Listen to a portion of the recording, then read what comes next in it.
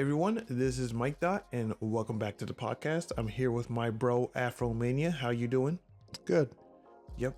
Anyway, so before we get into this, I'm pretty sure by the time I'm done editing this video, it's probably going to be like 4th of July. So I just want to say happy 4th of July to anyone who's living in America. And for anyone who isn't in America, I just hope you have a good day. Well, but anyway, getting into a few topics, there's a new looter shooter that's currently out on the market that's creating some buzz, a game called the First Descendant. It's a game produced by Nexon Games. We also want to talk about the Capcom Next Showcase that happened a few days ago regarding a few Capcom titles and a new remaster for Dead Rising. And the last topic we want to discuss is the Elden Ring DLC Too Hard. And I got a few choice words to say about that, considering that whole situation, as well as a little like some feelings on how people treat video games and how people respond to difficulty and challenge in video games.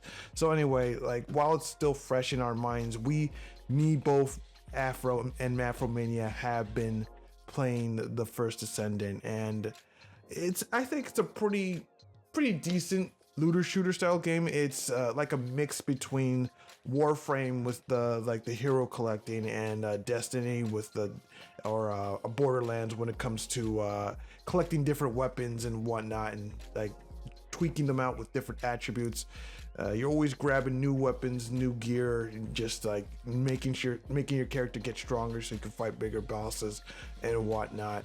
And it's been a pretty decent experience. How do you feel about it so far? Yeah, no, I've enjoyed what I've played with it so far. I think, like you just like everything that you said and then that you described. There is a bit of like a simplicity in the game frame, and like how you're kind of like in this arena, and then you just have to kind of beat these certain objectives within the game. That's kind of the best way to do it. Like you're in this confined area that you have to, and then you have to beat these certain checkpoints in the game. So I will admit there are some moments where the game does get a tad bit repetitive in terms of certain missions. I mean, you're gonna have to go through games where unfortunately like these missions kind of recycle. Yeah. In terms of in most of these looter shooters. But in terms of just kind of the overall presentation, I think the game looks very well polished in terms of them trying to tell a story and arc. I haven't had the opportunity to play or watch the other classes. I think the only characters that I played were the tank character with the horns. I forgot the name. Ajax. And then I just acquired a new character called Bunny, who has this ability to kind of run around in the game. It's actually kind of, it's either Ajax and the other two characters that you pick along with Bunny are the first characters that you see as you're going through this game's story mode. But in terms of the gameplay, no, I think the gameplay has been very enjoyable. You know, you take advantage of most of the characters' abilities and attributes that adds to the game, and I think it's been pretty good. I think what's also been pretty impressive, though, for a game that's kind of been world launched along with multiple systems, because right off the bat, the game also allows you to play with both PlayStation and Xbox players, which is notified on their icons when you move into like the lobbies and stuff like that. For that to be, for all that to kind of work in unison right off for their first launch, I have to admit that's pretty impressive. You know, usually things like this tend to have a bit of lag and issues. Not to say there haven't been issues, but not to a heavier degree you would think in terms of worldwide launch of a game like this. Yeah, well, to be fair, they did do multiple betas. They did several beta tests, as well as a beta test specifically for cross-play testing. So they had plenty of time to iron out a lot of the kinks. Well, that's good, because I mean, it shows the fact that they were able to, right off the bat, it's made up for a very easy process for all platformers to kind of be able to connect and play with smoothness and ease. Now I know that you had some issues. Now the only real big issue that you had was a delay in firing or crossfire. Okay, so here's the thing. Playing solo, there's no issues when it comes to delayed and hit detection and whatnot. But I did play with a few friends, the just like a few days ago or just a while ago. I'm on East Coast USA, okay, and I was playing with a guy that was from Japan, or that's currently living in Japan. Brutus, shout out to Brutus. And two other guys, people from different countries. And then two other people who were playing from Germany, and we were playing together. And since we were both all connected, there was noticeable hit delay, like half a second hit delay, hit detection, and it was a little bit annoying to have to deal with that, but it wasn't too bad. Like it completely killed the experience, but just the simple fact that we were playing from 3 different regions and just be able to just join up and just shoot some stuff together, I feel was still very impressive. And I hope that as the game progresses, they'll fix out the connections between from people playing from such wide distances, that hit detection won't be as an issue. Now, with the rest of the game, like I said, as you said, it does get very repetitive. I mean, I've actually played the game before in other betas, and I did play with some other playable heroes. I mean, there's a lot of heroes you can unlock in this game. I like to play as the fire dude. I forget his name though. I probably will have to go and unlock him again. But it does seem like outside of getting Bunny, it will take a while for you to get these new characters unlocked. But it's very much in the same sense that it's like Warframe, where every single hero or descendant in the game can be unlocked by just playing the game. But you're gonna have to do a lot of grinding. You're gonna have to repeat doing a lot of boss battles to get schematics, and then you're gonna have to wait for timers on building these heroes. Or you can just pay money to buy them outright. And yeah, that's very much in line with how Warframe does its character hero unlocks, and I think it's perfectly fine. Although I do feel like they might have to tone down the RNG when it comes to getting these character schematics and whatnot. But I think it'll do fine. I think it's okay. I mean, they need to make money somehow, and selling characters is just one way to do it. But as long as anything that's game related can be unlocked by just playing the game, I think it'll just be fine. No, I'm always cool with the idea that as long as the main character, you have an option to be able to get the main characters, because again, in terms of metas or how the game is played, you want to be able to have that access to be able to experience all those characters. So the fact, again, like you said, the way that they went the Warframe method is really good, along with the ability to get customizations and cosmetic items and stuff like that in the game. I think that's a decent business tactic. It's a safe business tactic too. It kind of covers all your bases and stuff like that too. Again, it's a decent game. But like I said, it's one of those games where you feel like you kind of worry that you have to continue to play, because with every update you can miss a lot.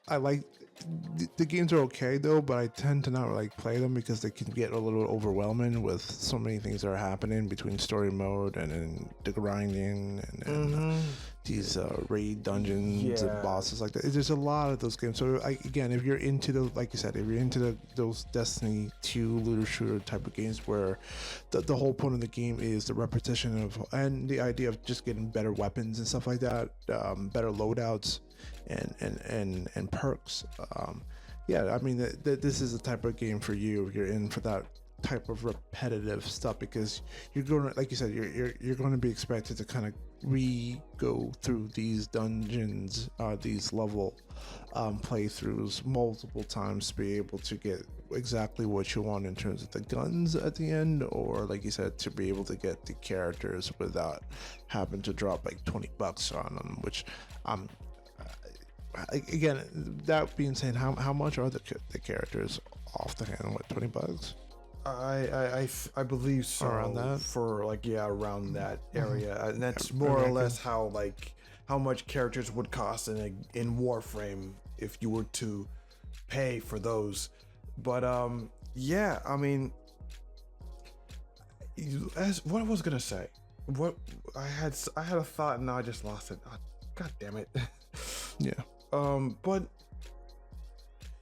now I think right now the game is doing very, very well. It managed to hit a peak of 200,000, I believe so. Yeah, and on Steam, right? On Steam, well, Steam alone.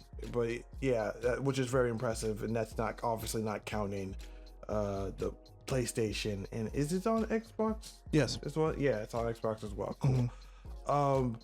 But right now, but the issue here right now is that it's actually sitting at mixed reviews because there was some issues with purchasing like the in-game currency, which is called Caliber, I believe.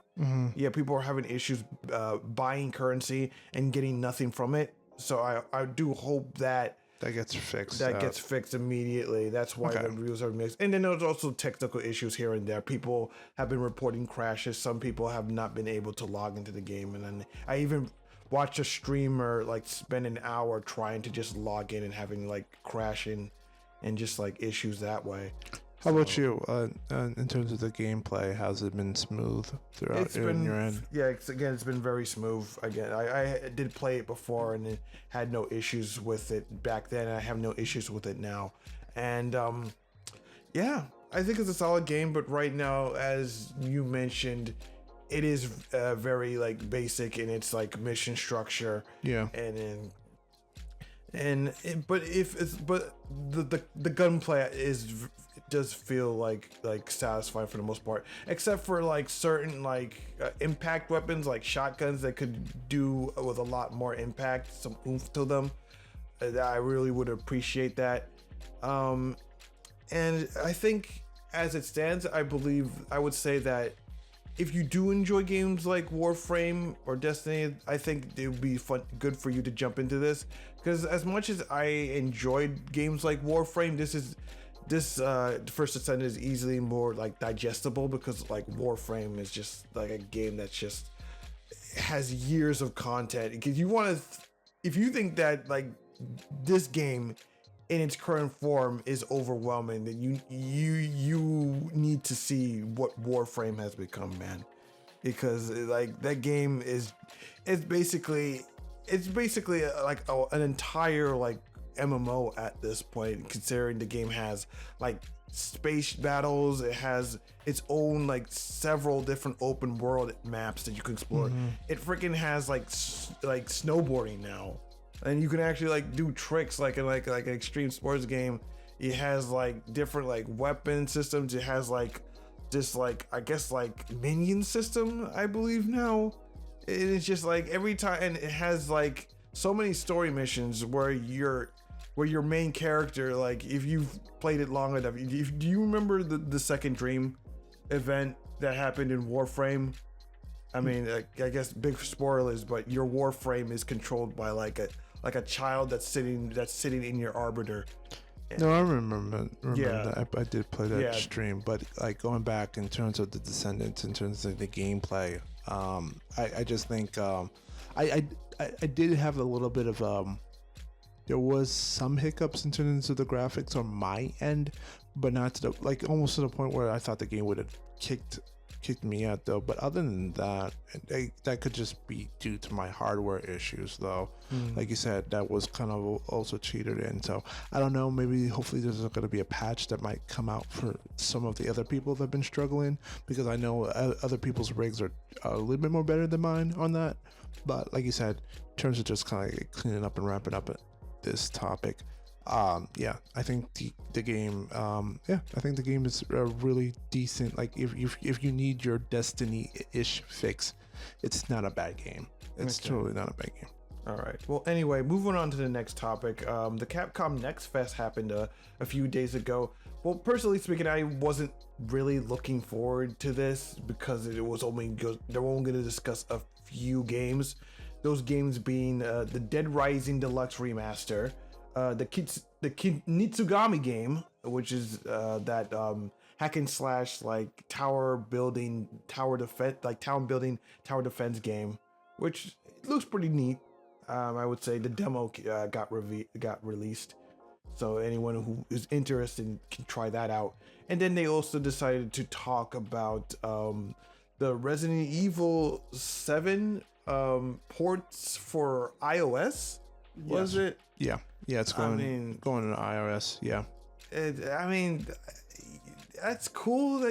I mean, personally speaking, I think it is always impressive when you see these big games, these super like big, like, you know, budget console games being able to get ported onto a mobile phone and just be able to take that with you and just play it wherever you go. I mean, even to this day, even as kind of like choppy and like weird that the like GTA mobile ports were, I still think it's kind of impressive that you got a game that was like the hallmark of the PlayStation 2 era is now playable on my phone and whatnot. I mean, of course, then you also have emulation for that kind of sort of thing rather than just getting a mobile port, but, you know, details and whatnot. But yeah, moving back to the topic of the Capcom Next Fest, the big game that we really wanted to talk about, or at least I wanted to talk about, was the Dead Rising Deluxe Remaster. Seeing Frank West back in form with a brand new, like, real better look, and I gotta say, it does look pretty impressive. And it does seem like it is more or less the original game, but with a fresh coat of paint, and just like, you know, quality of life changes, like being able to shoot and move at the same time. You know, photo filters, because Frank West is a photographer, journalist photographer. He covered wars, you know. But yeah, being able to do filters is a neat little feature. And just being able to like see, like, you know, fully voice acted NPCs and just all these, like, you know, little like knickknacks here and there is pretty cool. Yeah. So what did you think about the Capcom Next Fest, or at least just like the Dead Rising remaster? And personally, you know, it's not really my cup of tea of a game. I'm not gonna sit down and say that I'm looking forward to play Dead Rising. I know it was a big popular game, but 10 years ago, it was like nearly a decade. Almost nearly a decade when it first came out, and it was kind of big under Capcom's lab. This is when Capcom was still trying to take some kind of risk in their development team. So yeah, listen, I mean, it's great for Dead Rising fans, for people that never played it 10 years ago. Again, going back to a game like that, it might be, it's kind of crazy how we're speaking about that. You know, that was kind of when we came out, when we were in college almost, essentially. You know, when that game kind of dropped. The Xbox 360 era. Yeah, which is ridiculous. So for people who have not had the opportunity, experience to kind of play it, it almost looks like literally a brand new game, essentially. You know, but then again, it's, you know, it's also kind of coming down to this weird area where mostly, and it's starting to feel like it's a lot more of Japanese studios that are trying to kind of now go back to the well of remaking their old games now. It's almost like just the same way as Squaresoft is, and maybe one of those reasons just because, again, where we are in the economy of things, it's, you know, maybe we'll take a risk of bringing something old and make it new again, but, you know, it's fresh new graphics, leaderboards, like you said, better quality of life, a better UI in games like this. So, again, it's not bad. It's totally not bad. It's not, but yeah, it's not really my game.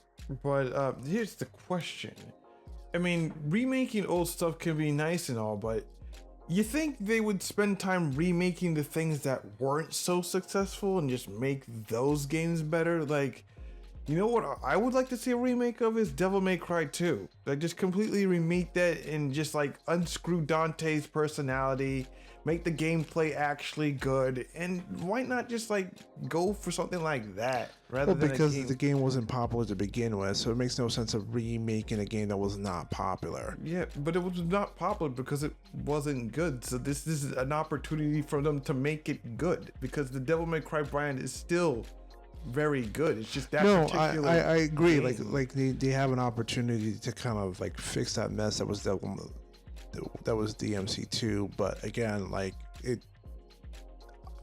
I understand what you're saying. Like, let's go back and fix old games, but again, it's like why remake a game that sucked? Again, it also goes back to that point. Like, it was not good, so we're not gonna remake that game. Like, nobody remembers it and nobody cares for it, you know. So I mean, trust me, plenty of people Like, care to make plenty of people care to make fun of it at the very least. No, I mean, well, exactly. So it's not like it's like forgotten, but still, it's just like I think there would be a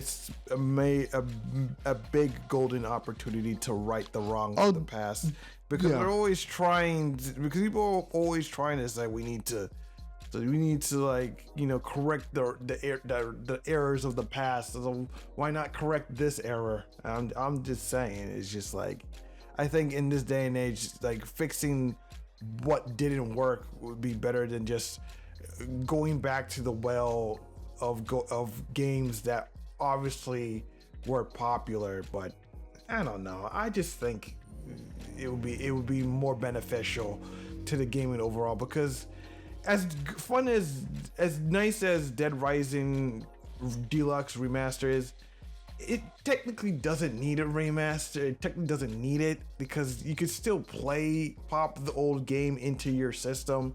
There's still backwards compatibility for it. So if people really want to go back to that, they can still play that. And I don't know. That's just me. Yeah, no, I think it just really comes down to a business decision of like you know, what was popular. Like you said, DMC2 is only there to be made fun of, not because it was revered. You know, it's been talked about for all the bad reasons that you just mentioned. So I think in their mind, it's like that makes no sense. It just makes sense to focus on games that have been popular and revered, and people will like to actually see what these games were like 10, 20 years ago in a modern day setting, was, you know, better graphics, better UI, better controls, easier controls back in the day for a lot of these games. So yeah, although, 'cause don't get me wrong, like I actually do think about this more than I should. Why the Capcom has not gone back to even attempting to fix Devil May Cry 2, just so like the whole library of games is neat and it looks good and it's playable. But I also understand why you wouldn't want to spend that much money and trying to go back to fix a dead game in that situation. Even though, like you said, in a game like this, even with like a Dead Rising, you can almost argue it's more of a remake. Not a remake. I always get this wrong. Not remaster, like a remake, right? It's like almost like a retelling. It's a remaster. This is a remaster. Yeah.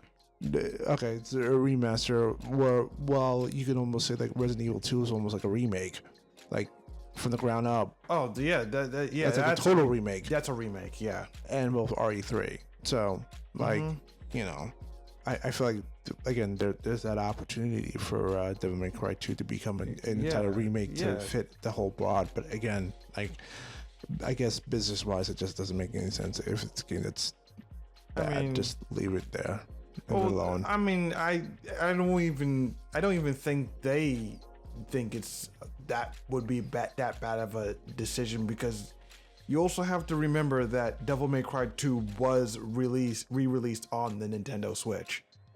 That was like a very unexpected thing.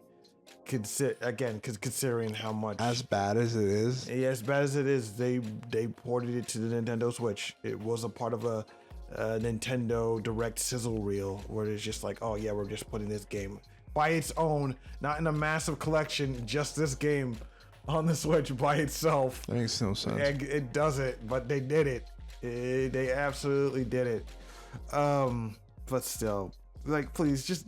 And like the main reason why I want Devil May Cry 2 like remade is because Dante has the coolest outfit in that game. Out of all of Dante's outfit, the Devil May Cry 2 Dante is the best because it's very much like reminiscent of Neo's trench coat, because it was released during that era of the Matrix movies, and that's why he kind of has that trench coat look. And it's still one of his best looks, and I just want a game where he's rocking that look again. I feel you. Yeah. Other things in the Capcom thing too. I know Resident Evil was talked about a lot.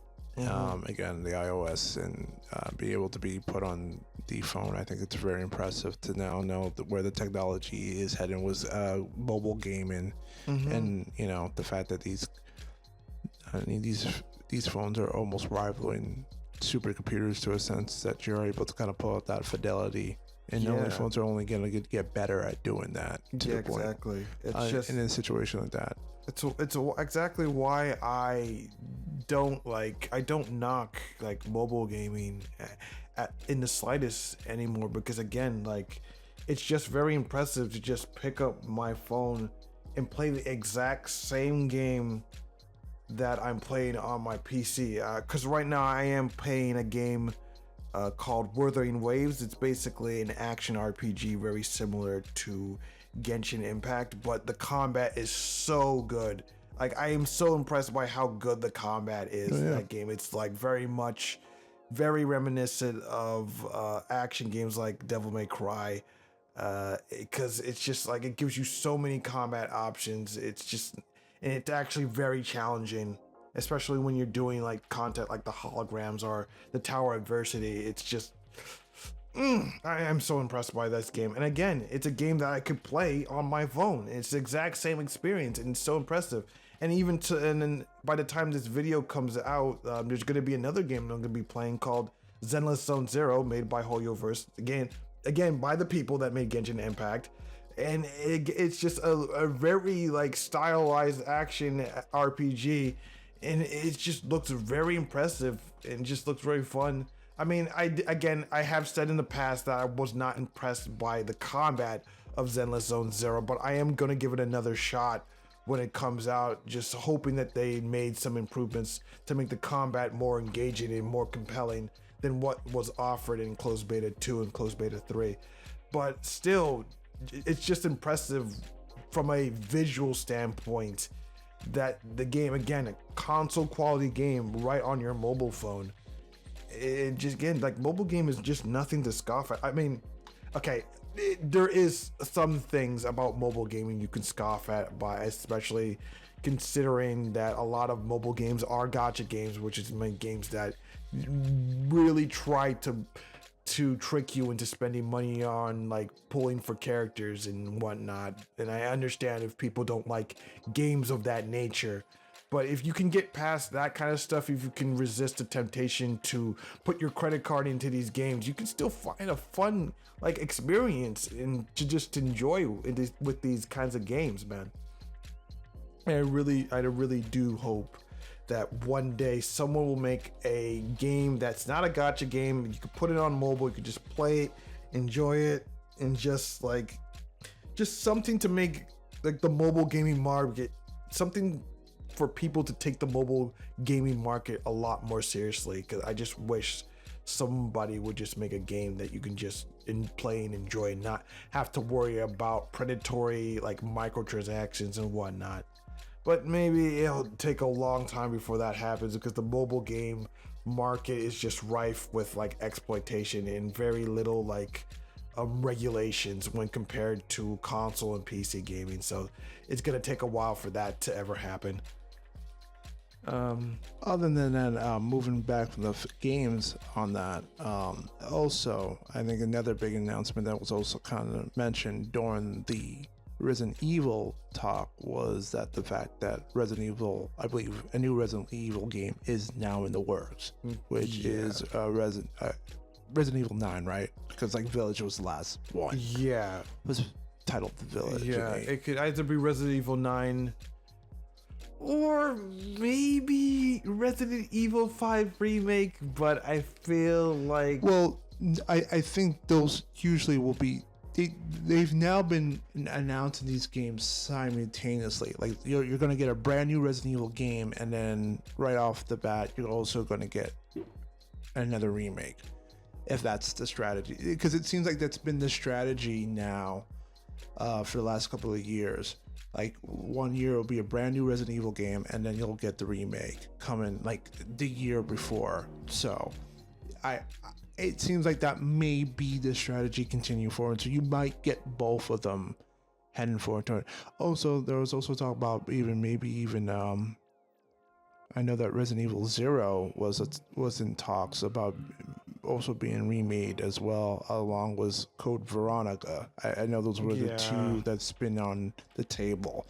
I don't know about 5 though. I don't know if 5 was most revered. I feel like that's when it became it became way too actioning, over the top, and stopped being about the horror game, which is why there was such a complaint of going back to why I think 7 and 8 were going back to basics, and on top of that, taking more of a first-person perspective, clearly borrowing from a lot more of the horror indie games that were produced at that time. So yeah, I think again, Resident Evil, I've played it once. Resident Evil, it's such a strong classic. So to know that there's an announcement of a new Resident Evil game, that's always good. That's always good under the Capcom belt and for fans. Yeah, very much so. I mean, but it's not just like the gameplay about Resident Evil 5 that people have concern with. There's also the concern with the setting, and people have been saying like, no, you can't remake Resident Evil 5 because it's set in Africa, and Resident Evil 4 was set in Spain. It's Spain, so, of course, but it doesn't honestly care about the setting of the game. You can if it's a part of the story. Again, I know it's a global thing now. Again, I have no issue with wherever. I have no issue with wherever like a Resident Evil game is set in. It's just the internet has an issue with it, and the internet is always complaining about things that ultimately don't matter because they want to pick and choose what they get offended by, and it's just very well. ridiculous. I mean, again, nobody cared about. No one made a fuss about it when it was released 10 years ago. Actually, actually, they did. Well, there was complaints back. Well, I mean, it's already made, and it's a part of the legacy of our Resident Evil. So you're just gonna admit RE5. I think it's one of the games that needs to have a course correct, just in terms of the setting, just the tone. Not even the setting. Not the setting. I mean, just sorry, the not tone. The tone. And getting back into making it more of a horror game. Yeah, I didn't mean to say setting. Again, I'm like I said, I have nothing wrong against the setting. No, I understand that. Yeah, it's the more of the tone and getting back to more of that horror setting part. Like again, I think it'd be interesting to being in the setting of where it was placed in Africa or wherever part in Africa, trying to introduce that horror setting in that area would be again another interesting take with along with brand new graphics and stuff like that being pushed on. I think would be once again a very interesting take. So if that is the announcement, I think it is truly going to be a new Resident Evil game where we are in terms of the storyline. But again, it wouldn't be shocking if we hear either a 5, a 0, or Code Veronica. I think those are the 3 Resident Evil remakes that are on the table. Yeah, very much so. Okay, so for the final topic of the day, we wanted to discuss Elden Ring DLC and how people are saying that it's way too hard, and we also had like a video that like Afro showed me regarding one person's like issues with the DLC. I mean, I didn't I didn't watch too much of it, but Afro watched all the way through, so I'm gonna need him to fill me in on some of the details. Yeah, so the person, she's actually kind of famous, Charlan, Charlan Zard, but she used to work on IGN for a little bit. I think he's at GameStop or IGN, and she later on left on started her own YouTube channel that talked about the whole situation. But other than that, yeah, it's actually Alana Pierce, female in Alana Pierce was actually talking about the how the game was a little bit too tough, but she also made but she wasn't bashing on the difficulty of the game. However, there was a and I think maybe it was a poor choice of words of what she was saying. There was a quote that's been circulating and how she's saying that I'm paraphrasing that not be able to pause the game is a disability, and he said part of that disability is that what if I have to take care of my child, I don't have the ability to stop, pause the game in a difficult level, which I didn't know. Is there just no pause in game like that? I don't know. You figured a game like that, like especially if you're playing offline, you would have a pause function. Well, I guess from how she's describing it, I guess there is. Again, I've not played Elden Ring, so I wouldn't know. But from the way that she's describing it, it seems like there's no pause button, though. But the way that she framed it, it's like, I don't think she made it the way that she sounded like, saying that like the child's a disability because I can't pause the game, though. But other than that, yeah, she goes into some points like, yeah, she does acknowledge the fact that the game is hard. That's how it's designed. I think that's what the creator wanted it. That's how the game was presented. It's about the cool level designs, cool boss designs.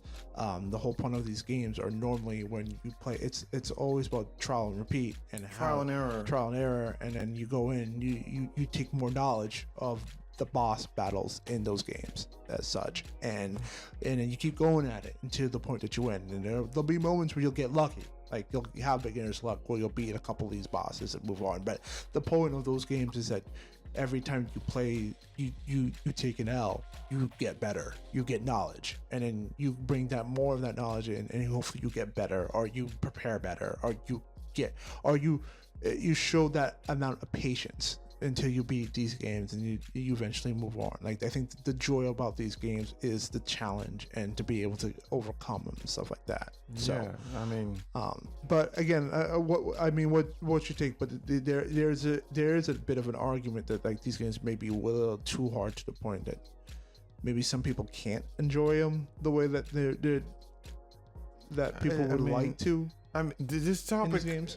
Whenever like a new From Software game, the discussion about these games being too hard always comes up, and it's kind of annoying at this point, because if you don't really want to take the challenge on when it comes to these games, it just makes me wonder, why do you even want to play a game like this in the first place if you don't want to go through the struggle of the trials and tribulations of dealing with these hard fights, learning, strategizing, and overcoming them in order to succeed? It's just frustrating to have to see this discussion every time.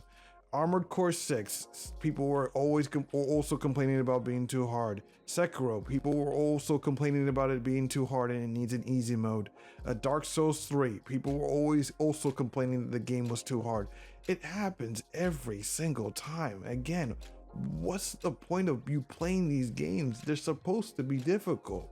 And here's the thing about From Software's games and their design philosophy. Yes, they are hard, but they're fair. And the reason why they're fair is because every enemy in these games follow the exact same rules as the player.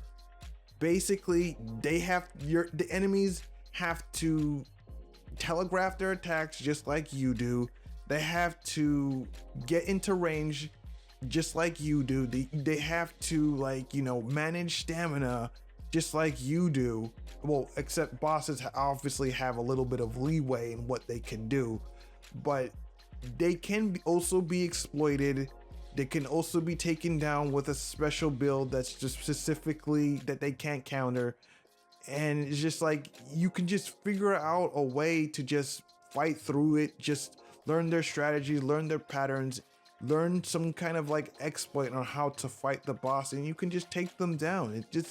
It's not really that much of an issue when it comes to these kinds of games. Like, they're meant to be overcome. They're not meant, they didn't design these games to defeat the player. They are designed in a way to teach you how to adapt. And that's a very good like design philosophy for a difficult game, not a controller breaking rage bait game, because that's not what these games actually are. Many people like to think that they are, but they're really not. These games really just require a lot of patience on the play, and it feels like a lot of gamers these days just have very little patience when it comes to just taking up a challenge, just getting through these missions and just doing what they can to succeed. I mean, going off a little bit of a tangent here, and just relating this to just gamers in general, and just like the gaming community in general, when it comes to just dealing with like loss and challenge, it's just kind of frustrating, especially when you're playing like multiplayer games, man. Like games like I like playing the finals. Like you've seen a few like gameplay videos on this channel with me playing the finals. As much as I love that game, people give up so easily in that game, and it's actually kind of frustrating when it happens. Like, we lose, like when we're just like, you know, starting the match, and I have a player that's like unfortunately getting into like a death streak, or we lose the first like cash out, and then immediately the player just dips out and just rage quits, leaving me and another teammate high and dry, basically ensuring that we're gonna lose the match. And it's frustrating whenever it happens, because like, again, you don't know what's going to happen. If you just play through, just change your strategy, cooperate with your team, you could bring it back. Yeah, I'm gonna slow you down there, because I know I had to go. I understand what you're trying to do, but the only difference is this is a multiplayer. This is a single player experience right now. I know, like, I get it. I know it's getting to a little bit of town, but which is a bit of a tangent right know, now. I get it. I get it. But let me finish like here. Again, the whole point that I'm trying to make, again, it's just about difficulty and challenge. I know that fighting against a computer is a lot different than fighting against other actual like people, but again, it's just like the issue of just dealing with a challenge. And I just feel like so many people, modern gamers, just don't seem to like challenge anymore, man. It's just, do you feel that way? Because I feel that way. After that tangent, here's what I think in terms. Yeah, I think there needs to be a balance of challenge in these games. Again, these are not the type of games that I play, so I'll just say that it's not really a type of the games that I'll sit down and play. Again, it goes down to me, like. I think it really comes down to like an interesting situation where you are, if you're all about the journey versus the destination. I know you eventually, but you know, it also comes down for players that may have an interest of these games that really want to play, but you know, but don't feel like it's a little too hard to the point where they won't be able to get to the destination. When a lot of these games is all about the journey. Like you said, the learning process, the patience, the trial and error of these games. So I don't know. Again, it does come down to the idea of gamers that they have to understand what game that you're playing. Like, if you're not willing to go through all that, then why purchase the game to begin with? You know, why spend your hard-earned money on a game like this, knowing that this is what's going to be in store for you. In store for you when you play a game like this. You know. So it's just like a lot of like whiny people really just want to like complain and shape. Which, by the way, it's only a very small set of people right now. I think everybody who buys these games understand exactly what they are in for. Like, if you want those challenges, that's why you buy these type of games. I think it's, I think these games are a very specific niche. Like you said, it's the people niche, that love these type of difficult style games, because it also kind of harps back to the days when games were very difficult like this. You know, a lot of these games back on like the NES and Super NES days were very trial and error based games. Yeah, you know, I mean, and by that you learn something from it, and you pick up patterns and you pick up strategies from that. But to be fair, like games back then were only made to be like really difficult simply to pad out the playability, the content in the game, because there wasn't a lot of content at the time. There wasn't a lot, because like those NES and Super NES games, or if you knew what you were doing, they're technically very short. So they had to make them really, really hard simply on that basis. But that's what we grew up on, like, you know, because those games are going to be really, really short, and that's what we grew up on, you know. And I think people do harp on that, on those ideas, because I don't think a game like Elden Ring is that long, too, right? That can't be that long of a game, right? It's quite a few hours. The original game is quite a few hours you're going to put into. Like how much? Like by like a day? Like, you, if someone's good about it, like Shred, could you beat that game in a day? Or a couple of days? It would probably like a couple of days, yeah. Okay, so it kind of fits into that realm. I would think in a game like that, it totally would fit into that realm. Yeah. I think it goes into these are one of these I'm here for the journey and not for the destination. Because like the ending's whatever. Yeah, like you just want to be able to. You love these type of games. Like, you love that kind of you love the frustration and things that go into it. So, again, it's like, if you don't like these type of games, why purchase it? Because you saw somebody play it on Twitch and you just wanted to get it, and now you're complaining about it too much because like it's way too hard for you. Because like a lot of people just it's not want for to. You. A lot of people really like to buy games to be a part of a conversation, and products to just be a part of a conversation. People always like to be a part of what's considered the current thing in today, and so that's why a lot of people buy this game, because like a lot of people are buying Elden Ring. The FOMO of it all. I don't want to be the guy that isn't playing like fear of missing out. Yeah, and the FOMO of it. And then that's where you got a lot of these complaining, because you got a lot of people who generally aren't actually into these games, but just buy these games because they just want to participate in. If you want to fit in and participate in and have a discussion about it, and then because once again, this is a game not made for you, so you don't have to do that. You don't have to join. You can still comment and be a part of it, and not need to pick up the game if it's not made for you. You know, if it's a game that does interest you and you're into that, then by all means pick it up. I mean, you know, it's your money. You can do what you want for it, but you can complain about it knowing what you're getting yourself into, knowing, have you seen other people struggle in that game? Why would you buy it? Why would you buy it to be frustrated? Man, I really don't get it, but I just think people just need to suck it up and just, like, you know, quote unquote get good, or just play something that's more your speed. Yeah, but it's the internet, and it's we're just like, you know, these words are just gonna fall on deaf ears. Exactly. Anyway, I think that's all the time we have for this episode. So if you really liked what we discussed here, please rate, comment, and subscribe. I am Mikedot with Afromania, and we are saying peace. Take care.